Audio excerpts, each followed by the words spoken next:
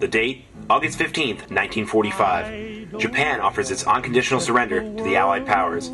Just days before, Little Boy and Fat Man were dropped on Nagasaki and Hiroshima. This was the start of a cataclysmic issue that still plagues us today: nuclear war.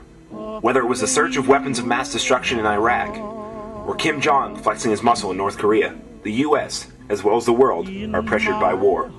Because war never changes. Mr. Gary Wilson remembers his school days when air raid drills were common. When I was a kid and went to school and was growing up in the 50s and the 60s, we used to actually practice, just like you do today. We would practice atomic energy and bombing drills. We would expect, and we expected, at any time that someone or missiles would come over and blow us up. They had the doomsday clock, and they always kept the doomsday clock missing, and you expected them to do it someday. And when John Kennedy became president and actually launched people and put people on the moon, that's when the big math push. You had to do very well in math. You had to do well in math. And my father, who was a World War II veteran, actually stored food and water in our basement, just in case. And I knew kids whose parents actually built bomb shelters and stocked bomb shelters because they were so sure that we were going to have a nuclear war. It was a very frightening time back in the 50s and 60s to be a kid. It really was. The government, in response to this mass panic, issued fallout supplies to many public buildings. But did you know our school has a fallout shelter? We pass the entrances every day, but what's behind those locked oak doors? For the first time, Tiger News, with the help of Head of Maintenance's Mr. Tim George, journeys into the tunnels underneath Southern's halls.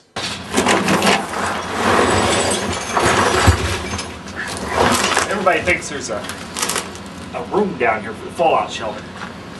You guys are way too young to have lived through the Cold War. Most of your teachers are too. I'm having a hard time breathing going through here.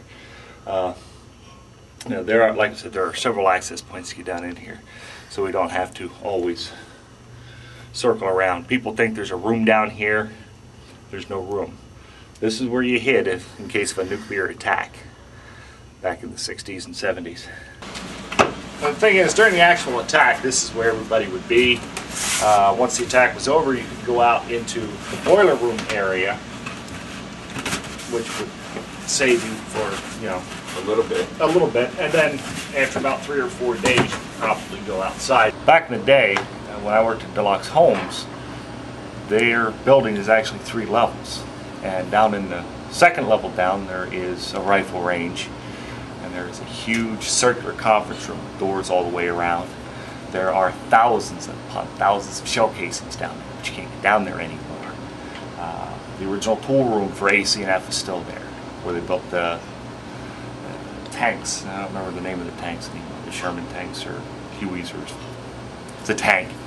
But that was a true defense fallout shelter. There's actually 3 levels. The lower level's flooded now. They could actually drive the tanks underground through the town of Berwick to get outside over what they call the test track.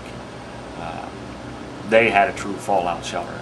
Us, this is what we had. We concluded our tunnel investigation by opening the Department of Defense drums.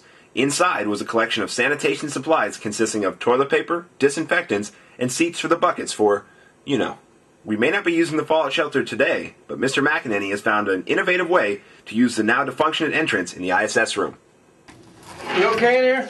No. Well, this is part of our new frequent flyer program for detention.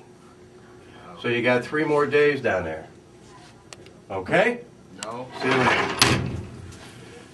Anybody coming to detention? Part of our new frequent flyer program. First class seating.